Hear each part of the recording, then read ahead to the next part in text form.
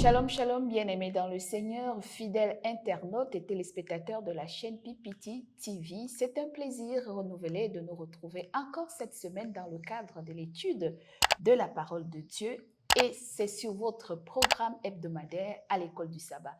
À l'école du sabbat, vous l'avez déjà compris, c'est l'étude de la parole de Dieu à travers un guide, un moniteur trimestriel qui nous permet d'aborder différentes thématiques. Et ce premier trimestre de l'an 2025, nous étudions la grande thématique de l'amour et de la justice de Dieu. La leçon 9 de cette semaine qui conduit l'objet de notre étude a pour thème le grand conflit cosmique. Qu'est-ce que le grand conflit cosmique? Une fois de plus, nous en parlerons et aborderons tout au long de cette édition avec nos deux panélistes de ce jour. Nous avons l'ancien, le frère Laurence. Bonjour, ancien Laurence. Bonjour. Merci. Et puis, tout juste à côté de moi, un habitué de ce plateau, il s'agit du frère Janvier. Bonjour, Janvier. Bonjour, madame. Alors, merci à vous tous. Vous savez bien évidemment que l'Église adventiste mondiale, cette semaine, est en communion avec le département des ministères de la femme où nous parlons de la journée internationale de prière destinée aux femmes qui prieront certainement pour les besoins fondamentaux de nos familles, de nos vies personnelles, de nos enfants, de nos pays, de nos États et les différentes crises qui embrasent le monde. Donc, à l'occasion de la célébration de ce sabbat, place est donnée beaucoup plus à la prière avec les femmes. Merci donc de partager avec nous également vos sujets de prière si vous voulez participer à ce programme. Leçon 9, le grand conflit cosmique, étude de cette semaine. Avant d'aborder les différents aspects de cette leçon, nous allons demander à l'ancien, le frère Laurence, de nous unir dans la prière. Prions le Seigneur. Notre Père, notre Dieu, nous voulons t'inviter en ces instants où nous voulons parler de ta part. Nous avons besoin de ton Saint-Esprit pour nous éclairer. Nous allons aborder un thème non le moindre, le conflit cosmique. Nous te supplions que ton esprit parle à celui qui sera en train de visualiser cet élément, que ton esprit parle à tout celui qui aura une minute pour nous écouter, pour que l'enseignement d'aujourd'hui le rapproche près de toi. Manifeste-toi dans cette séance, que tout se passe sous ton regard. Au nom de Jésus, nous te prions. Amen. Amen. Leçon 9, le grand conflit cosmique. Nous parlons encore tout à l'heure du besoin de la prière et c'est pourquoi l'Église adventiste mondiale a dédié cette semaine à l'occasion de la célébration de la Journée internationale de la femme, de donner également une place singulière aux femmes afin qu'elles puissent intercéder pour les besoins non seulement de l'Église, de nos différents pays et puis de nos familles, de nos enfants et même pour l'épanouissement même de la femme dans sa triple ou sa multiple dimension. Et pourquoi le besoin de prier? Justement parce que nous vivons un monde en crise. Un monde de crise familiale, crise sociale, crise politique. Et tout ceci a un dénominateur commun, le conflit ou le grand conflit cosmique.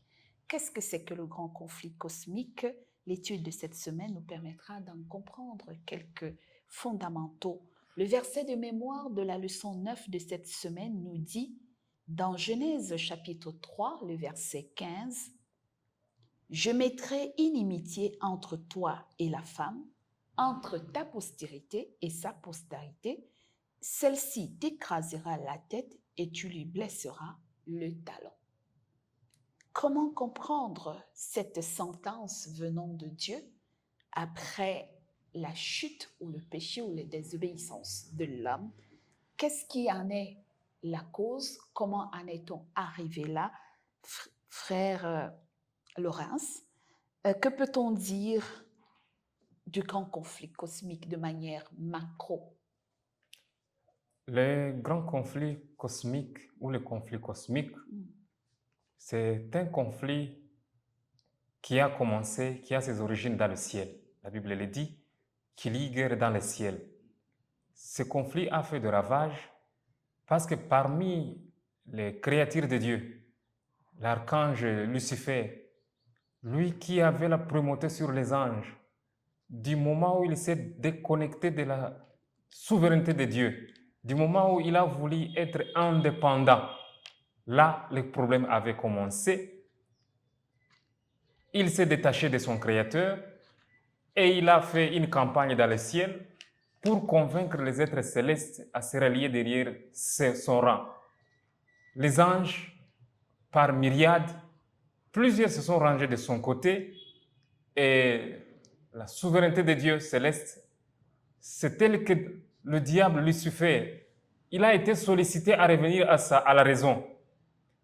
Mais compte tenu de ce qu'il était allé plus loin, il l'a résolu unilatéralement, qu'il ne pouvait pas rétracter. Et la Bible est claire que la guerre a fait rage et un tiers des anges se sont ralliés à lui. Il fit chasser du ciel. C'est Lucifer qui est descendu avec rage. Et lorsque Dieu venait de créer nos premiers parents, il les avait placés dans un jardin d'Éden. Ce Lucifer s'est résolu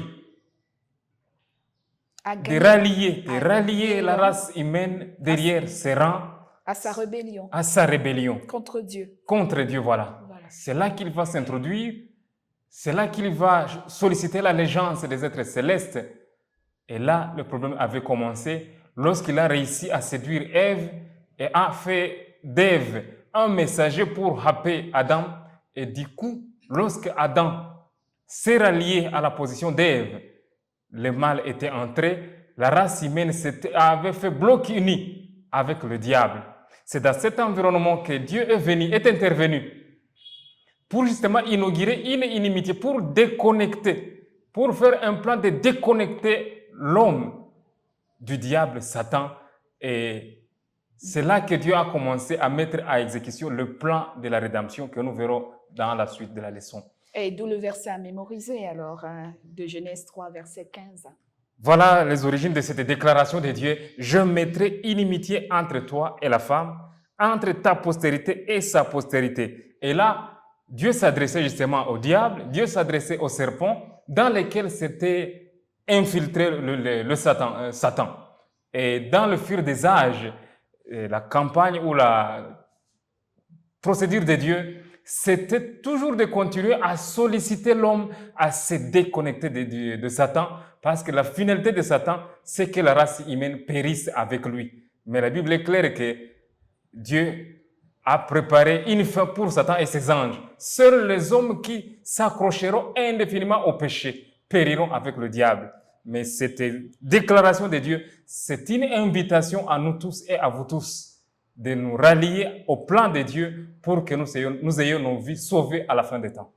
Merci infiniment, merci beaucoup à l'enseignant Lorenz de nous avoir fait ce récapitulatif historique de l'origine du grand conflit cosmique entre Dieu et l'une de ses créatures, qui d'ailleurs nous allons en approfondir davantage à la leçon qui nous viendra certainement plus tard. Est-ce que si vous n'êtes pas... Comment est-ce qu'à partir de la Bible, frère Janvier, peut-on trouver des éléments qui justifient fidèlement l'existence et du grand conflit cosmique, cette bataille qui existe de tout temps entre Dieu et Satan? Oui, merci et encore je dis merci à l'ancien qui a donné au moins en quelque sorte que la source du conflit cosmique. Mais aussi tout cela a été dit même dans la Bible. Ce n'est pas un sujet qui est seulement, qui n'a pas de référence. Et ce même sujet-là a des références. Si nous revenons un peu avec Ésaïe chapitre 14. Ésaïe chapitre 14, le verset, si nous lisons du 12e au 15e, je veux lire, on dit, te voilà tombé du ciel, ça c'est Satan. Te voilà tombé du ciel, astre brillant, fils de l'aurore. Tu es abattu à terre, toi le vainqueur des nations. Tu disais à ton cœur, je monterai au ciel. Je lèverai mon trône au-dessus des étoiles de Dieu. Je m'assierai sur la montagne de l'ensemble. Je monterai sur le sommet des nuées. Je serai semblable au très haut. 15. Mais tu as été précipité dans les séjours de mort, dans les profondeurs de la fosse. Et bien voilà, ça nous montre que, comme l'ancien l'a dit, la guerre, les conflits qui vont commencer au ciel. Et Ésaïe lui-même va nous le dire. Satan, il voulait seulement prendre la place. Et comme il voulait prendre la place, et tout ce qui s'était passé, voilà, c'est encore noté où? C'est encore noté dans la Bible. Et si nous revenons même avec Ésaïe aussi va nous donner aussi le même référence que ce qui s'était passé pour qu'il y ait conflit cosmique. Je vais lire Ézéchiel chapitre 28, merci. Lisons alors le 15e verset. Tu as été intègre dans tes voies depuis les jours où tu fus créé, jusqu'à celui où l'iniquité a été trouvée chez toi.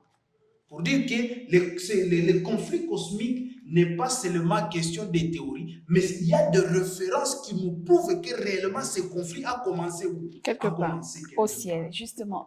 Merci, justement, dans la stratégie de guerre de manière universelle, on sait que pour qu'il y ait conflit ou il y ait guerre, il faut qu'il y ait deux protagonistes, deux camps, un ennemi ou deux ennemis, et puis il faut qu'il y ait un champ de bataille. Et l'ancien nous l'a bien dit que le premier champ de bataille a commencé au ciel, avant même que Dieu n'organise la vie sur la terre. Et puis, il y a eu cette transposition de cette bataille du ciel vers la terre, et ce qui a fait que l'homme s'est retrouvé pris à partie dans cette grande guerre. Et c'est justement pourquoi Jésus nous utilise la lutte de ce conflit à travers une parabole, la parabole de l'ivraie et du blé dans le livre de Matthieu, chapitre 13, du verset 24 au verset 27. Lorsque Jésus, on lui pose, ses disciples il parle la parabole, pouvez-vous nous expliquer comment est-ce que l'ennemi de l'homme ou de Dieu s'arrange-t-il toujours à venir jeter la mauvaise sémence dans le champ de Dieu? L'ennemi, le diable, Satan, lorsque Dieu venait de créer nos premiers parents, nous savons que nous tous nous sommes issus de la création, bien que plusieurs de nos contemporains font la campagne de l'évolution. Mais nous, les biblistes, nous sommes unanimes que nous avons été créés, nous sommes sortis des mains de Dieu. Très bien. Dieu avait créé nos premiers parents, il les avait placés dans un jardin. Il leur avait donné des prescriptions, il leur avait donné des dominés sur tout ce qu'il avait créé. Très bien. Il leur avait accordé des fruits à manger, le régime à manger, Dieu avait été précis. Mais du coup, le diable Satan, il s'est arrangé, il s'est introduit. Il s'est introduit d'une manière subtile, d'une manière rusée. Parce que même la Bible est claire que... Et séduire la femme par un discours qui était contradictoire à celui que Dieu avait donné. Un discours mielleux. Voilà qu'il va étudier, c'était un stratège militaire. Il va étudier les prescriptions de Dieu. Ce premier couple avait vocation de venir adorer Dieu sur l'arbre de la vie, un arbre de la vie. Là où un arbre lequel ils pouvaient manger et perpétuer leur vie. Le diable a pris la résolution d'entretenir quelque chose à côté de ce jardin. C'est là qu'il est venu, comme la Bible, la parole parle, que la nuit, l'ennemi est venu. Il a semé la mauvaise graine. Il a manigancé autour de l'arbre de vie. Il a manigancé, il a travaillé sur un arbre qui a commencé à apporter de l'intérêt. Et aux oiseaux, même les serpents. Voilà que le serpent vient habiter dans cet arbre à côté là, qui frappait, qui captivait la vue. Ève, lorsqu'elle vient, elle est aussi intéressée par cet arbre qui sort du commun.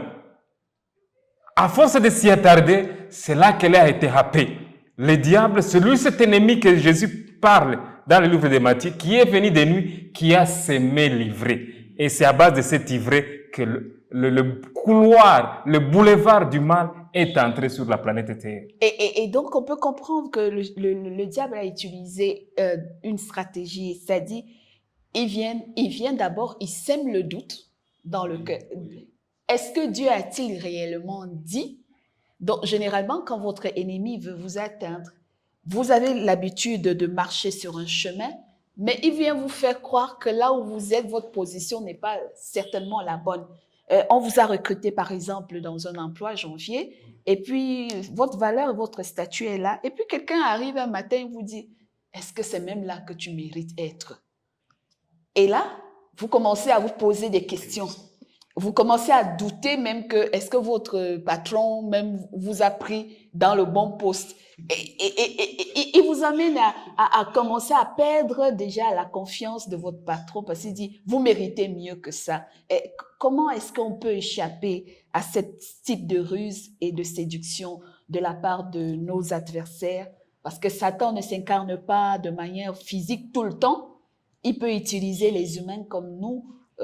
Comment perdre? Et puis, quand il vous met en doute, après, il ajoute derrière le mensonge. D'ailleurs, on a recruté quelqu'un d'autre qui n'avait pas le même niveau que toi et lui gagne plus que toi. Et après, vous vous laissez embarquer et vous commencez à jalouser votre collègue ou bien à détester votre patron. Est-ce qu'on peut dire que c'est cette stratégie que le Satan a utilisée? Oui, exactement. C'est ça, c'est qu'a été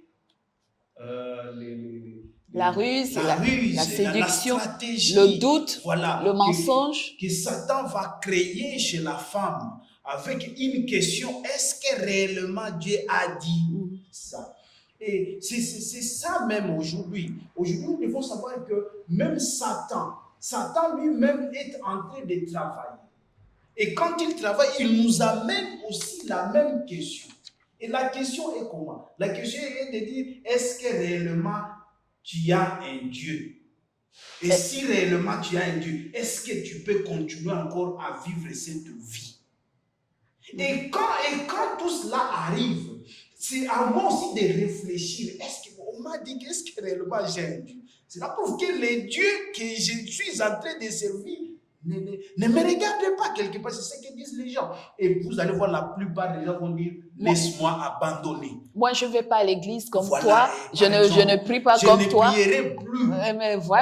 Mais moi, mes choses marchent, mes choses cheminent bien. Toi, tu vas à l'église, tu as tout ça et tu n'as rien. Et c'est ça même. Vous doutez de l'amour de Dieu à ce moment. La plupart des gens, nous sommes en train d'aller loin de Dieu à cause de la question là. Nous avons abandonné le chemin que Dieu lui-même nous a tracé à cause de cette question-là. Le doute. Je continue à souffrir la maladie, cette maladie qui ne cesse toujours de m'attraper chaque jour. Mais où est Dieu? Là, c'est ça ce que les gens disent. Et quelque part, quelqu'un vient de dire, non, là où tu es en train d'aller, le Dieu là que tu es en train de servir n'existe pas. Viens, je te montre, c'est là où tu peux. Et d'où la question de l'adoration dont on a soulevé dans la frère Laurence à la journée de mercredi, où si tu m'adores, moi je suis capable de changer. Satan qui dit ça à Jésus qui est le prince, qui est la vie, Satan lui dit que non, mais si tu m'adores, je peux te donner la gouvernance du monde. Est-ce que nous ne tombons pas aussi souvent dans ce type de séduction, bien que la victoire, Jésus lui l'a vaincu? Comment nous tirer de ce type de piège? Justement, depuis la nuit des temps, cette question de piéger l'humanité par le mensonge, la ruse, de placer notre adoration de Dieu créateur pour l'adorer lui, c'est une question millénaire. Elle est d'actualité jusqu'aujourd'hui. Le marabout, les siècles donnent vite la réponse à nos prières par rapport à la prière envers Dieu. Certaines le disent. Voilà, par exemple, donc le diable ne fait que harceler l'humanité. Il vous harcèle. Il vous fait croire que votre situation est désespérée, que Dieu est peut-être absent ou même il viendra plus tard. Et il vous donne des solutions vite faites. Des solutions vite faites. Et si vous n'êtes pas patient, si vous n'êtes pas révélé, il y a lieu de céder aux sollicitations du diable alors que la solution de Dieu, elle était à la porte. Puisqu'il a dit d'ailleurs à Ève que vous deviendrez comme des dieux. Comme des dieux, voilà. Et alors elle s'est vue devenir un Dieu, alors qu'elle était créée à l'image de Dieu, l'image de mais Dieu. il a créé en lui un autre souci de prétendre qu'elle peut aller plus loin que ce que Dieu avait dessiné pour lui. C'est ce qu'il fait jusqu'aujourd'hui. C'est ce qui fait en sorte que plusieurs se sont égarés de la foi parce qu'ils ont voulu des solutions faciles, vite faites, n'ayant pas le temps de patienter et d'attendre jusqu'à ce que Dieu intervienne dans la vie. D'accord, merci pour finir. Une dernière question à chacun de vous. Comment se déroule-t-il et comment ressentons-nous l'impact de ce conflit chaque jour dans nos vies, ancien Laurence? Ah là, ce conflit fait des ravages. Il fait des ravages. Les maladies, les guerres, les accidents, les dissensions familiales, même les épidémies. Il n'y a pas longtemps, le monde entier était emballé dans Corona. Partout là, il faut regarder le diable à l'œuvre. C'est une façon d'harceler les hommes pour qu'ils arrivent à dire que Dieu n'existe pas, pour qu'ils arrivent à nier même l'existence de Dieu dans la vie. C'est une bataille sans merci, une bataille qu'il a livrée sur toute l'humanité, c'est sans relâche. Notre seule sécurité réside à demeurer en Jésus-Christ. Demeurer en Jésus-Christ, puisque lui, il a vaincu et il a vaincu par la même parole. Et c'est pour cela que la nature même du conflit nous fait comprendre que le conflit n'était pas une question d'égalité, de puissance ni de force, mais sur justement le caractère de Dieu. Alors, comment les humains doivent-ils s'approprier la victoire de Jésus? Bien, oui, merci. Il y a une chose que nous devons comprendre, et que, comme vous l'avez dit, les conflits cosmiques, les grands conflits que nous sommes en train de passer aujourd'hui, c'est basé sur les caractères de Dieu. Et nous devons savoir. Donc, Satan a voulu faire passer Dieu de menteur, d'infidèle et tout ce que ça veut dire, de dictateur. Et c'est pour cela que quelque part, Dieu n'a pas voulu exterminer immédiatement Satan. Parce qu'il voulait que les humains eux-mêmes puissent découvrir le mensonge, la ruse de Satan. Et aussi découvrir aussi qui est Dieu. Et c'est pour cela qu'il est parti sur les caractères. Et nous devons savoir que comme le caractère de Dieu, c'est toujours l'amour. Et cet amour a poussé Dieu à livrer encore son Fils. Pour dire que Dieu lui-même voyait l'intensité de ces conflits-là. Imaginez-vous un conflit qui amène même à un Dieu de mourir. Et c'est ce que nous humains, nous devrions normalement savoir, que comme Dieu lui-même est amour, il envoie son Fils pour manifester cet amour. Et son Fils a été vainqueur à travers aussi la parole qu'il était en train d'utiliser. C'est-à-dire que nous aussi, nous devons aussi avoir confiance à Dieu et comprendre aussi ce caractère d'amour de notre Dieu envers nous pour que nous puissions aussi marcher selon la voie que lui-même nous a tracée. Très bien. Merci donc à nos deux panélistes pour ces réponses. Nous comprenons que le conflit cosmique est une réalité, elle existe, la lutte entre le bien et le mal, entre Dieu, Christ et contre Satan et tous ses suppôts également. Mais pour nous, c'est davantage de comprendre que derrière et au final, il y a un vainqueur. Et le vainqueur, c'est Dieu devant les accusations ou les fausses accusations du diable qui veulent nous faire croire que Dieu est un dictateur, Dieu ne nous aime pas et Dieu a lui de prouver effectivement qu'il est juste dans tout ce qu'il fait et que le libre arbitre qu'il a donné à chacun de nous se doit de faire le choix, soit de l'adorer avec amour, soit de le rejeter. Il ne force personne, mais la victoire, c'est en Jésus-Christ et c'est à nous de nous approprier la victoire de Jésus qui a triomphé contre les ruses et les mensonges de Satan pour ne plus perdurer sous la puissance de l'ennemi. Nous allons donc demander au frère Janvier de nous bénir par sa prière. Éternel notre Dieu, merci parce que tu nous as utilisés. Accepte, ô Dieu, toute personne qui va écouter, toute personne qui va voir cette image, toute personne qui va écouter les paroles que nos bouches viennent de prononcer, ô Dieu, qu'il soit sauvé. Amen. Qu'il soit sauvé, ô Dieu, par la puissance du Saint-Esprit. Ô Dieu, donne-nous cette force à rester vainqueur, parce que toi-même, tu es vainqueur chaque jour. Apprends-nous, ô Dieu, à marcher selon ta voie. Au nom de Jésus. Amen. C'était la leçon 9, le grand conflit cosmique qui engage deux camps et qui nous appelle, nous humains, à choisir de quel camp nous voulons y être. Et si nous choisissons le camp dont nous avons fait le choix, nous devons également être prêts à assumer les conséquences de notre choix, soit en bien, soit en mal, parce qu'au final, il y a un vainqueur, il y a un vaincu, et notre vainqueur, c'est le Christ. Il nous a donné les heures de la victoire. Puissions-nous nous accrocher sur lui afin que sa victoire et sa justice soient également la nôtre dans ce grand conflit qui s'achèvera un jour où il n'y aura ni deuil, ni larmes, ni cris, ni douleur, ni tristesse, ni maladie. Merci de nous avoir écoutés. Gardons la même attitude. Si vous avez aimé, partagez, likez la vidéo autour de vous et n'oubliez pas de vous abonner. Merci de nous avoir suivis. Au revoir et à la semaine prochaine. Plaise à Dieu.